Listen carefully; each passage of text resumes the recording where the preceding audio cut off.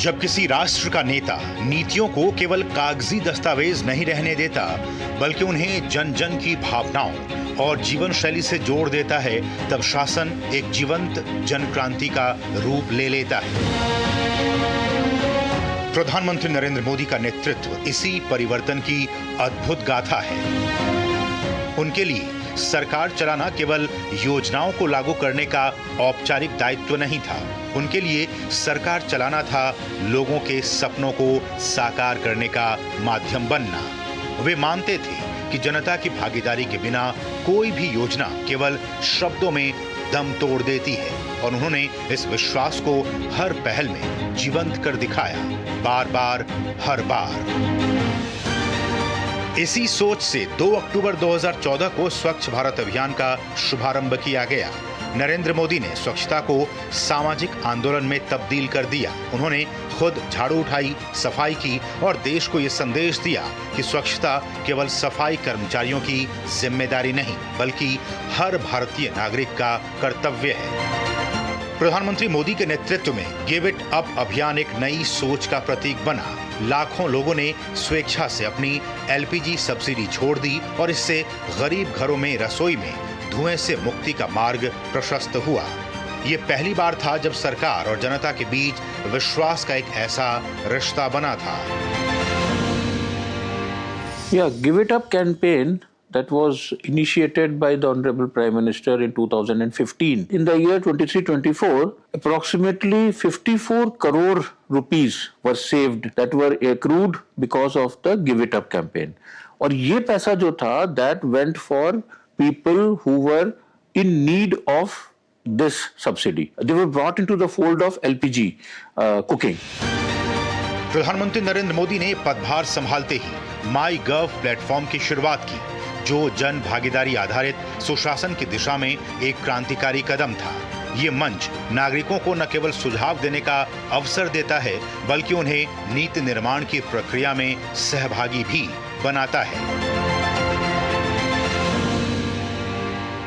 In an early harvest scheme, MyGov was approved by the cabinet to be set up as a unit. Really disrupted the way we have democratic discourses in the country platform. So, and it really was based on his guidance, his vision, and his persistence in doing that. One would ask, has any leader in the world ever thought about one of the first things to be done is to set up our own platform, which is going to now become the interface between the billions of Indians and the government, and actually disrupt the way citizens and government and the policymakers interact. If you look back, the accomplishments are worth writing a couple of books about. इसी क्रम में make in India की घोषणा हुई। प्रधानमंत्री मोदी ने घरेलू और विदेशी निवेशकों से आह्वान किया कि वे भारत में निर्माण करें। मेक इन इंडिया केवल व्यापारिक नीति नहीं रही, बल्कि ये गर्व और आत्मगौरव का आंदोलन बन गया, जिसमें हर भारतीय ने योगदान देना अपना कर्तव्य समझा।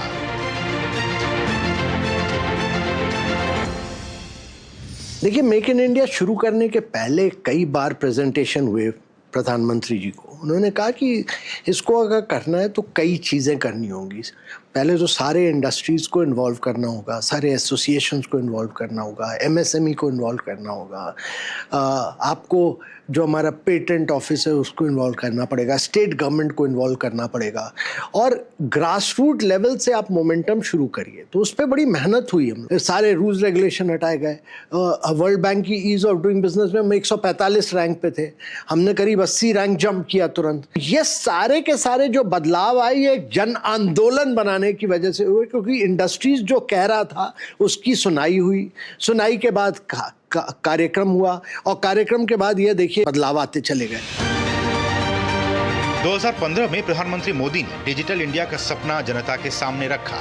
उन्होंने इंटरनेट, मोबाइल सेवाओं और डिजिटल भुगतान प्रणाली को हर गांव, हर गली तक पहुंचाने का संकल्प लिया। डिजिटल इंडिया अब केवल सरकार की योजना नहीं, बल्कि हर भारतीय का गर्व बन गया।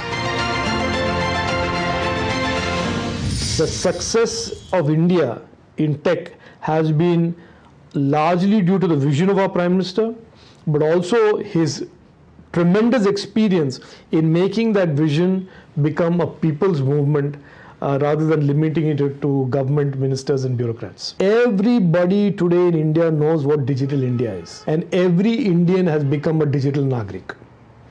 And that is one of the reasons why India has so successfully transformed.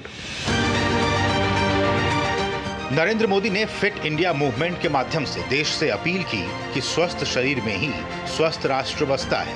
स्कूलों में फिटनेस चैलेंज आयोजित हुए, कार्यालयों में वॉकैथॉन हुए और हर व्यक्ति को अपनी जीवन शैली में स्वास्थ्य को सर्वोपरि बनाने के लिए प्रेरित किया गया। स्वास्थ्य जागरूकता के इसी अभियान का वैश्विक विस्तार हुआ जब 2014 में प्रधानमंत्री नरेंद्र मोदी के प्रयासों से संयुक्त राष्ट्र महासभा ने 21 जून को अंतर्राष्ट्रीय योग दिवस के रूप में स्वीकार किया। प्रधानमंत्री मोदी का संदेश था, योग भारत का अनमोल उपहार है जो पूरी मानवता को समर्पित है। इससे पहले किसी भी कंट्री के प्राइम मिनिस्टर ने फिटनेस को इतना प्रमोट नहीं किया था जितना कि हमारे ऑनरेबल प्राइम मिनिस्टर सर ने करा। फिट इंडिया मूवमेंट से through social media and through the promotion of our honourable prime minister sir हमारी कंट्री में एक बहुत ज़्यादा पॉजिटिव चेंज आया और ये एक मूवमेंट से एक जन आंदोलन बन गया जिससे हमारी कंट्री फिट इंडिया की तरफ बढ़ गई। जब पूरी दुनिया कोविड महामारी के संकट से जूझ रही थी, तब प्रधानमंत्री मोदी ने जन जागरूकता और एकता के अनूठे तरीके अपनाए। थाली बजाना, दिया जलाना, ये प्रतीकात्मक गतिविधियां केवल मनोबल बढ़ाने के उपाय नहीं थे, बल्कि उन्होंने देशवासियों के मन से भय निकालकर उनमें साहस और आशा का संचार किया। कोविड-19 महामारी के दौरान प्रधानमंत्री नरेंद्र मोदी जी ने देश के प्रयासों को जन आंदोलन में बदल दिया। इतनी बड़ी जनसंख्या वाले देश में वैश्विक महामारी के समय भी लोगों को अद्भुत तरीके से मोटिवेट किया। जहां जनता कर्फ्यू, थाली बजाने और दीप जलाने जैसे प्रयासों ने डर को साहस में बदल दिया। पर्यावरण संरक्षण के क्षेत्र में भी प्रधानमंत्री नरेंद्र मोदी ने अभिनव पहल की। एक पेड़ मां के नाम अभियान से प्रधानमंत्री नरेंद्र मोदी ने पर्यावरण संरक्षण को भावनात्मक गहराई से जोड़ दिया। सोशल मीडिया पर एक पेड़ मां के नाम हैशटैग के तहत लाखों लोगों ने अपने अनुभव साझा किए, जिससे ये पहल एक राष्ट्रीय जन आंदोलन में बदल गई। दशकों तक जनता की भावना और संघर्ष से जुड़ा राम मंदिर निर्माण अभियान नरेंद्र मोदी के सतत प्रयासों और समर्पण के कारण साकार हुआ। 1990 के दशक में उन्होंने हस्ताक्षर अभियान और राम रथ यात्रा में महत्वपूर्ण भूमिका निभाई थी और प्रधानमंत्री बनने के बाद उन्होंने सुनिश्चित किया कि मंदिर का निर्माण जनता के सहयोग से लोकतांत्रिक प्रक्रिया का पालन करते हुए हो। उन्होंने जो उस समय कहा कि समाज का ये मंदिर है, समाज के सहयोग से ये मंदिर बनना चाहिए। आज जो करोड़ों करोड़ों लोगों ने अपने सहयोग प्रदान किए हैं, गरीब ने भी किया है, ठेले वाले ने भी किया है, जो यहाँ आकर के सहयोग नहीं करता था उसने लोगों के माध्यम से अपना सहयोग पहुंचाया, 10 रुपया, 100 रुपया, 1000 रुपया। इसलिए पूरा देश इसके साथ जुड़ा है।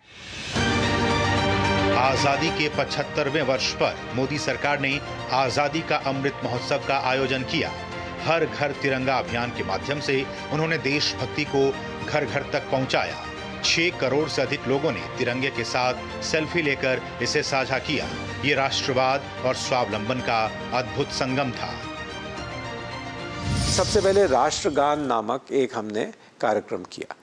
उसमें ये था कि 15 अगस्त 2021 को इस कार्यक्रम को हमने आरंभ किया कि हर व्यक्ति राष्ट्रगान गाएगा या राष्ट्रगान की कुछ पंक्तियां गाएगा और अपना उसको एक सेल्फी लेके अपलोड करेगा। उसके लिए एक वेबसाइट बनाई गई थी। इस कार्यक्रम में लगभग 2.5 से 3 करोड़ लोगों ने राष्ट्रगान गाते हुए अपनी सेल्फीज हमारी वेबसाइट पे अपलोड करी। इसी भावना के तहत हमने 2022 तक हर घर तिरंगा की कल्पना करी।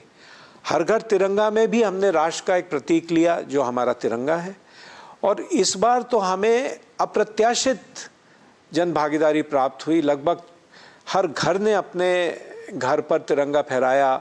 6-7 करोड़ सेल्फीज हमारी वेबसाइट पे अपलोड हुई और पूरे देश में एक जश्न का माहौल केवल एक तिरंगे ने बना के रख दिया।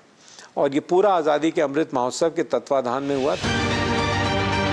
नरेंद्र मोदी ने यह सुनिश्चित किया कि G20 केवल दिल्ली या बड़े शहरों तक सीमित ना रहे, बल्कि पूरे देश में इसकी गूंज सुनाई दी।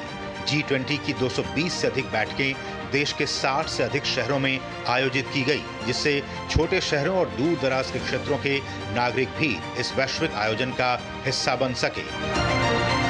नरेंद्र मोदी का जनशक्ति में अटूट विश्वास हर नागरिक को राष्ट्र निर्माण में सहभागी बनाने की उनकी सोच इस पूरी प्रक्रिया में स्पष्ट रूप से दिखाई दी। अब प्रधानमंत्री नरेंद्र मोदी का सपना है 2047 तक विकसित भारत बनाने का। विकसित और आत्मनिर्भर भारत के संकल्प की सिद्धि के लिए प्रधानमंत्री नरेंद्र मोदी प्रतिबद्ध हैं और ये एक जन आंदोलन बनने की राह पर अग्रसर है।